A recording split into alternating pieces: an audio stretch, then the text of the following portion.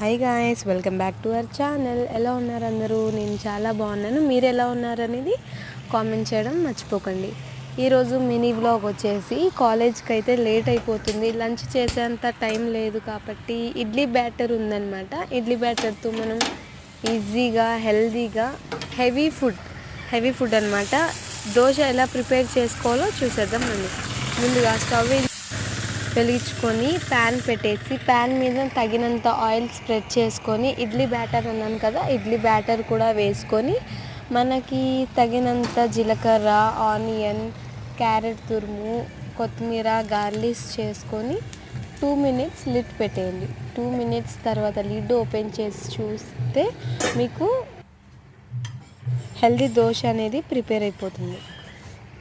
మీరు దీన్ని ఏ చట్నీతో అన్నా స్టఫ్ చేసుకోవచ్చు, లేదా ఉట్టిగా అన్నా తినచ్చు. చాలా హెల్దీగా ఉంటుంది. నేనైతే కొత్తిమీర పుదీనా చట్నీ అయితే చేశాను, దాంతో అయితే స్టఫ్ చేసుకుంటున్నాను. మీరు ఉట్టిగా కూడా తినచ్చు, లేదా పల్లీ చట్నీ, ఏ చట్నీలో స్టఫ్ చేసుకున్నా చాలా టేస్ట్గా కూడా ఉంటుంది. మీరు కూడా ఒక్కసారి ట్రై చేయండి. టైం లేనప్పుడు మీకు బాగా యూజ్ అవుతుంది అనుకుంటున్నాను. ట్రై చేసి ఎలా ఉందో కామెంట్ చేయడం మర్చిపోకండి. Thank you for watching. Bye bye.